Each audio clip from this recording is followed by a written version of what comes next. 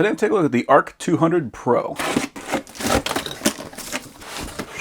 So we've got our power adapter. This is going to allow us to plug into a 120 volt outlet. Most of the time I see these as a whip, so it's going to be a cable that has the 120 on one side and the 240 on the other. This is going to make it a bit chunkier. You're just going to need to make sure that you have a solid outlet you can plug that into that's not going to fall out of. What I do like about this is that it is not a male 240 to female 120. Because of that, you're not going to accidentally have somebody plugging in their equipment and then frying their equipment. So glad they designed this way. We have our chipping hammer and wire brush, and we have our working clamp and our stinger. These are both standard twist style locks. I appreciate that the clamp has that braiding on there, so in the event that it's making a better connection on this side than on this side, it is not going to rely on that pin in order to make that connection to that cable. Another thing I appreciate, there's a nice strong spring on this guy, but it's not just a stamped plate, it has a full-on copper molded surface. So very nice stinger.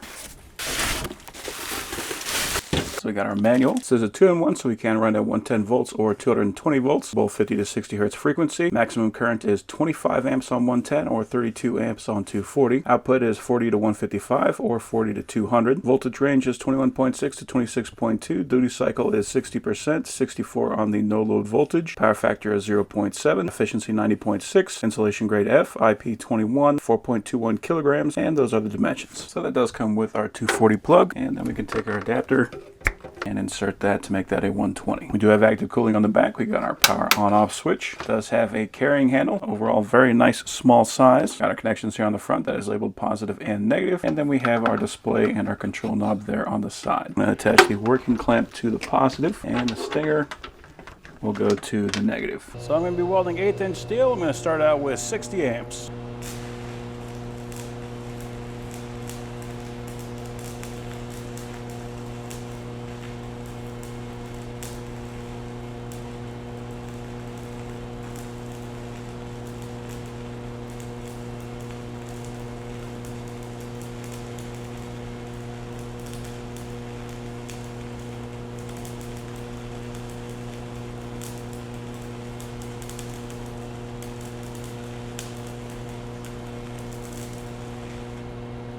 So it strikes up just fine. I didn't have any problems running it. It basically just ran out. I didn't have any popping or anything like that going on. 60 amps might be a little bit light for the 1/8". Let's go ahead and see what that looks like.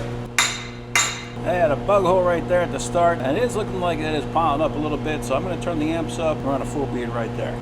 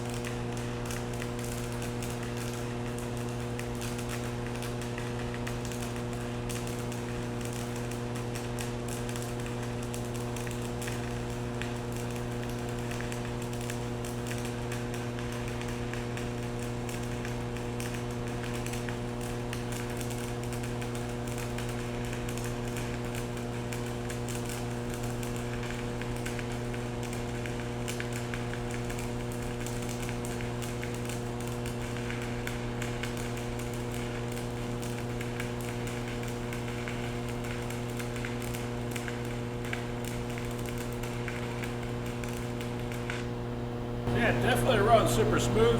Very impressed with how that guy is running. It's running a little crooked, but that's me, not the tool. So there we go. That is a very nice, crooked, but otherwise clean looking bead.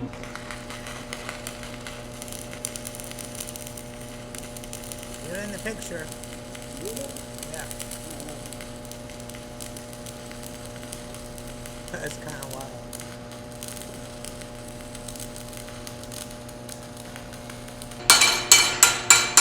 So yeah, 80 amps.